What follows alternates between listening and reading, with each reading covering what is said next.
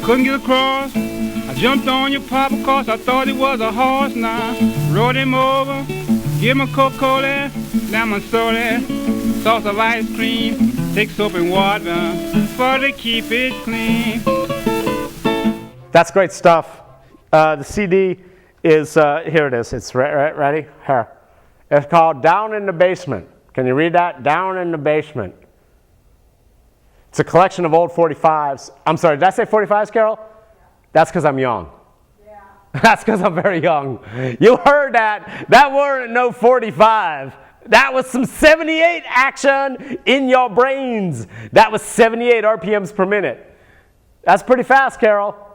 78. Woo! And 1, 2, 3, 4, 5, 6, 7, 8, 9, 10, 11. Am I close? Is that about right?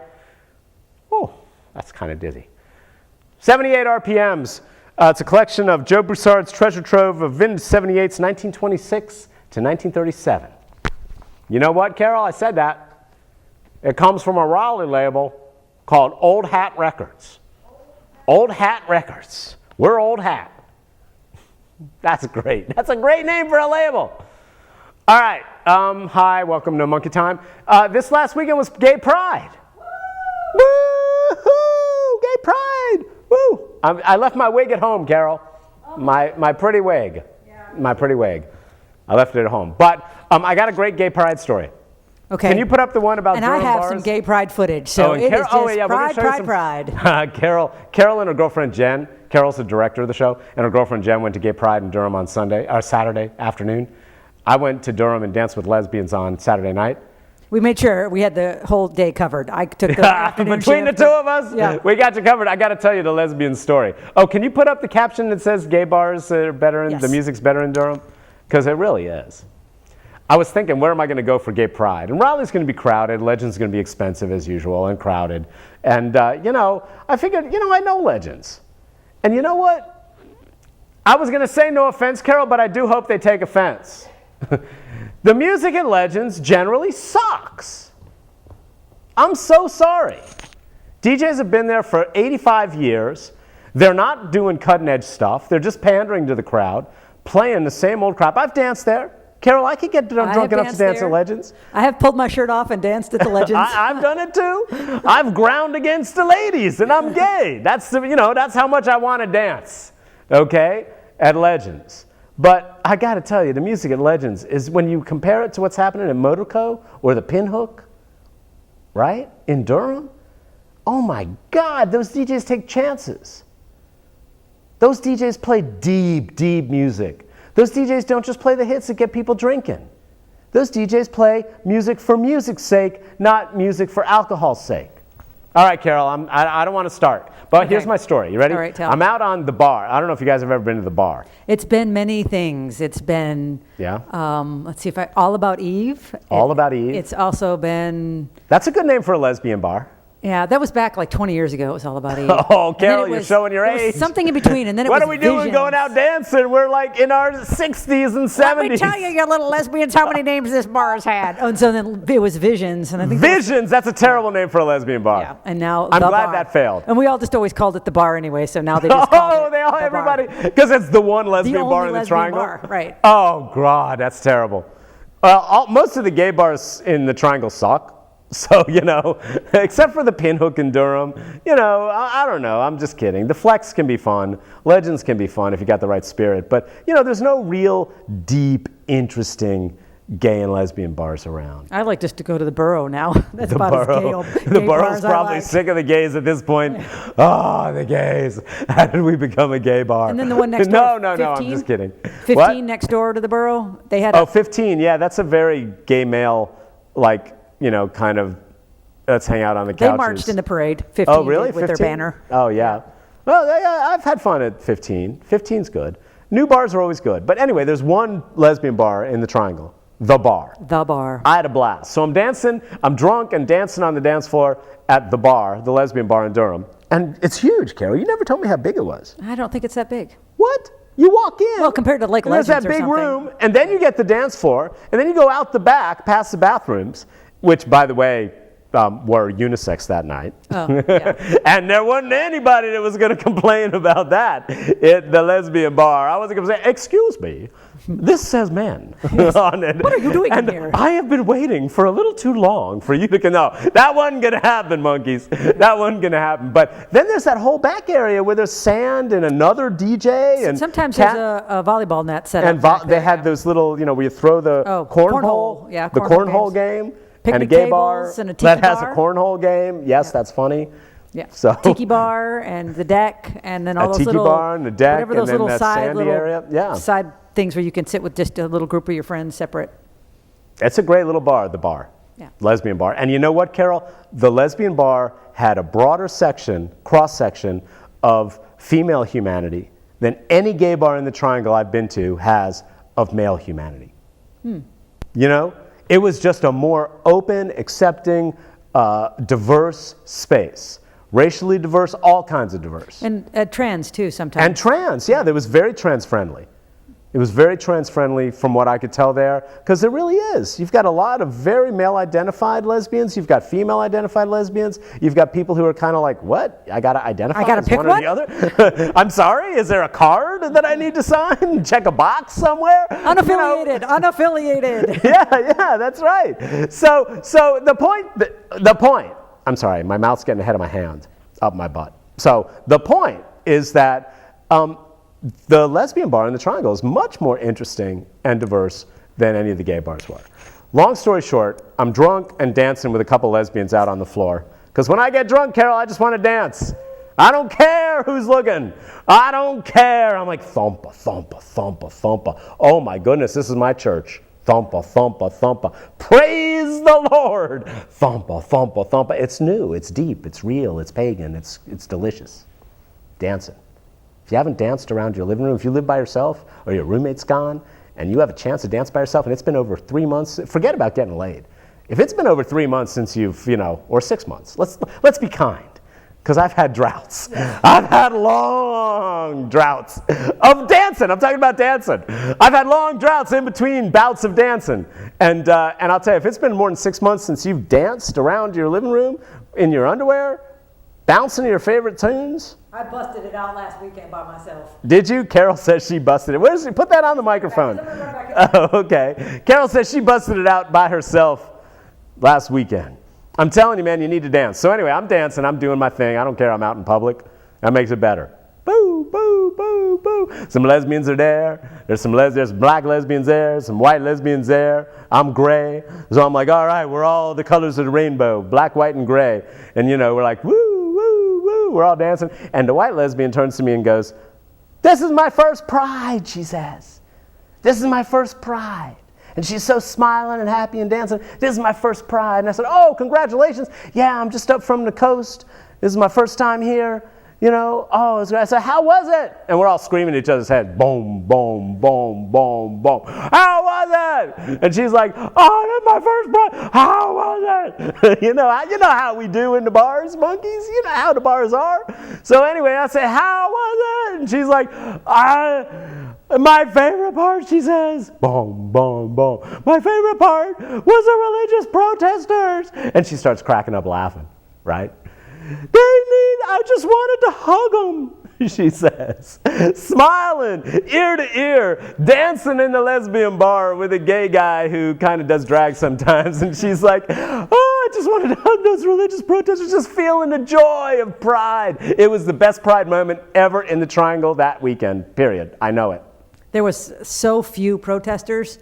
I bet there was more than 100 to 1, 100 pro-religious people, like the churches. Like if you took all the people that marched in all the churches in the Pride Parade to the few people that were protesting, it was probably 100 to 1. That's important. There's so many churches that are okay with us. Yeah. This video footage, you can see the banners, like just church after church, and every kind of church. It's not just a bunch of universalists or, Unitarians, which you would think. I mean, it is all over the board. Unitarians. Yeah. Unitarians will support anything. Yeah. Aliens come down, Unitarians are like, we're with you, man. Yeah. We're with you. Yeah. Yes. Feel all free of God and that of God and everything. The Quakers and all that. Yeah, the Quakers were there.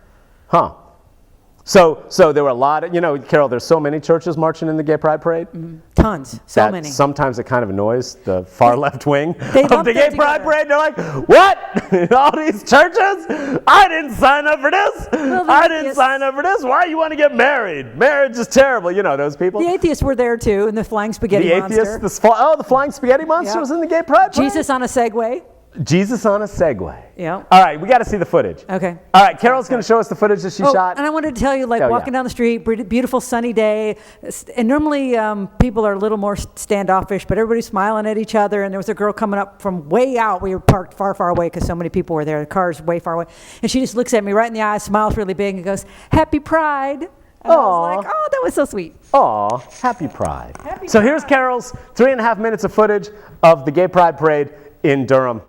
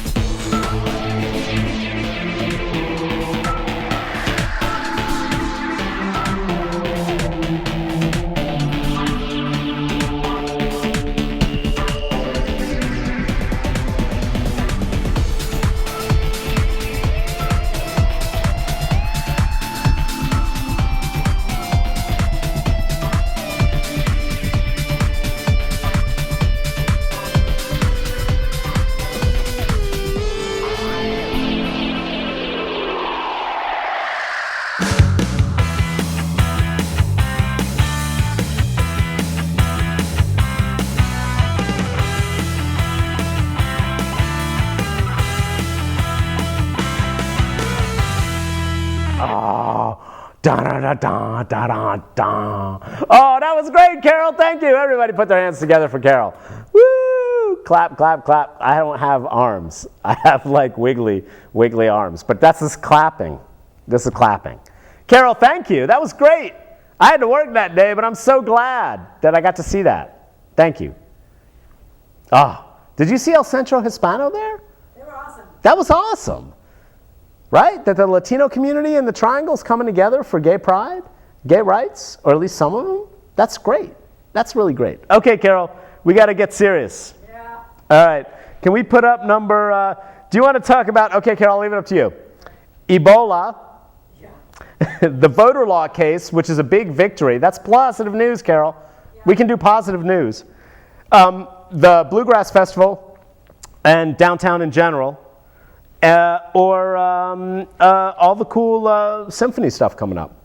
Let's go ahead and get Ebola out of the way and then go back to happy. All right, let's do Ebola. You ready, monkeys? You ready? You ready? You ready? What did I tell them last week? Put up, it's either 5 or 6, Carol, number 5. Yeah, look at that date. That's last week, right? Look at what we said last Wednesday, monkeys. I'm just saying. Carol, they don't believe me. They don't believe me when I say, I know what's going on, monkeys. I'm somebody, look, raise your hand. Say, I believe the monkey should be listened to. Raise your hand. No, really, say the monkey's right. Every once in a while, come on, say it, not always. Every once in a while, the monkey's right. This was last week. Oh, 9:20, blink it. Can you blink it? Make that blink. Last Wednesday. Yes, monkeys, we are joking about Ebola in the United States. Welcome aboard the crazy train. No, here's the thing. Put the next one up, Carol. This is really the thing. Let's get serious. Let's get serious. So you know there was a screw up, right? I mean, freaking Nigeria. This is good news, Carol. Freaking Nigeria has been able to contain the most recent outbreak. We'll see if they can contain future ones. But Nigeria, good news, has generally been able to contain it. So the U.S. should be able to do it. But, Carol was reading me this article, earlier, and it was just like, oh my God. This guy from Liberia in Dallas comes into the urgent care. Would you like me to read the first paragraph? Carol's going to read the first paragraph here. This is how you lose to Ebola, monkeys. Ready? Go, Carol, go. The patient explained to a nurse Thursday that he was visiting the U.S. from Africa. Thursday. Yes, Thursday. But that information was not widely spread, said Dr. Lester. Nope. Who works for the hospital's parent company. Regretfully, that information was not fully communicated. What was that word? Regretfully. Yes, throughout the medical team. Regretfully, we spread Ebola in Dallas. Regretfully. Instead, the man was diagnosed with a low-risk infection and sent home. Sent home. He had Ebola. He was infectious. He was sent home. He was from Liberia. Carol, do you think he had an accent? I'm sure he did. Do you think he had an African accent? Now, see, this is dangerous territory. And he said, I have been in Africa. He told them, I've been in Africa. This is dangerous because you do not, the last thing you want to do is attack, quarantine, cause trouble, idiotic trouble for any African person in America who's in a hospital or who's sick. But this was a clear case where, oh yeah, the people in Dallas weren't thinking this could happen here. Right? They were thinking we're safe. I would call it white privilege if I wasn't sure that some of those people weren't white. Yeah. I don't know. Who knows? It's privilege. It's American privilege. Let's call it American privilege. So this can't be Ebola. We don't even think about Ebola. We're in Dallas, Texas. The kicker that you and I, the one I read out to you. Hospital epidemiologist Dr. Edward Goodman said the patient had a fever and abdominal pain during his first visit to the ER. Not the riskier symptoms of vomiting and diarrhea, but the diagnosis and the hospital's slip-up highlighted the wider threat of Ebola even in places far from West Africa. Slip-up. Yes, the slip-up. Slip-up was in quotes. That sounds like that was in quotes. Well, he just said it. I'm putting it in quotes because this is a quote from the doctor. Yes. The hospital's slip-up. You and I would use another word for that. Not slip-up. Yeah. No, it's not a slip-up. So this is how you lose, by not taking it seriously. Not being informed. And not being informed, right? This is how you lose. There's no reason to target people from Africa in the United States. There's no reason to target anybody. There's no reason to quarantine anybody who hasn't shown that they're infected, right? Because here's what happens. If you do that, if any of you, and someone came into the store today to Carol and said, how is Ebola spread? I don't even know.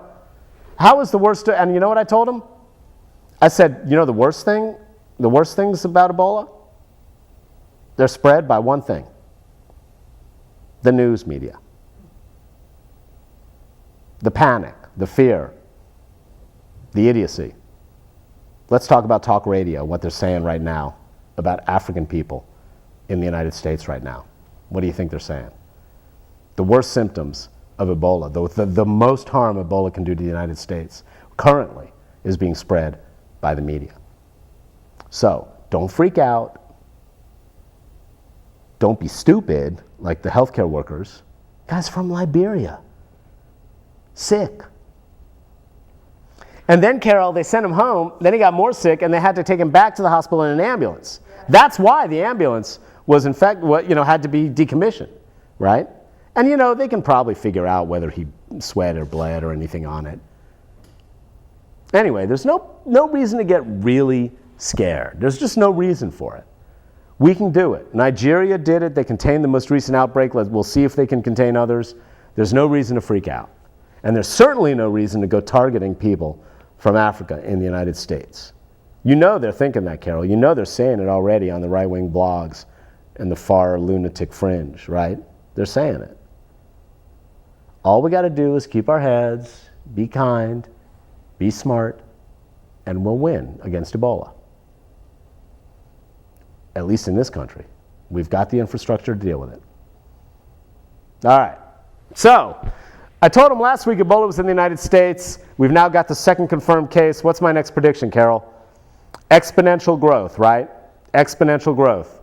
By next week, there will be 12 cases in the United States, and that's just out of my ass. There'll be 12 documented cases of people infected with Ebola in the United States. 12 by next Wednesday. 12. Containable, easily dealable with. I say 12. All right. And that means there's probably more that we're not hearing about yet. Yeah, you know how that goes. All right, Carol, what do we got to talk about? The voter law case. Can you put that up? So we just had a big victory, right? Federal judges just struck down only 2 parts of the North Carolina voter law, but they were the worst 2 parts. Remember, we talked about this last year. What did I say last year, Carol, was the worst part of the Republicans' new voter ID law? Not the voter ID, not the cutting of early voting, because those things you could at least have some intellectual argument justifying. The worst thing, I said, was that if you showed up at the wrong precinct for the first time in over a decade in North Carolina, you would not get what they call a provisional ballot, right? That means where, well, you're at the wrong precinct, but your name, might be okay in another precinct. We'll give you this ballot and fill it out, and we'll hold it. And over the next week or so, we'll check and make sure. And if you're okay, we'll count it, right? And if the number of provisional ballots is like 5, and the election was won by 800,000, then you don't need to bother, right, Carol? But if the election's close, right, and that's what the Republicans are worried about. These elections are going to be close in November. A lot of them, very close. 53 to 47 at most. The Republicans are worried about that, so they want to get find as many ways to throw out as many Democratic ballots as possible. So here was the plan. Pass a law that says, well, even if you show up at the wrong precinct, you're done. Even if you're a legitimate voter but just happen to be at the wrong precinct, you're done. 2 minutes.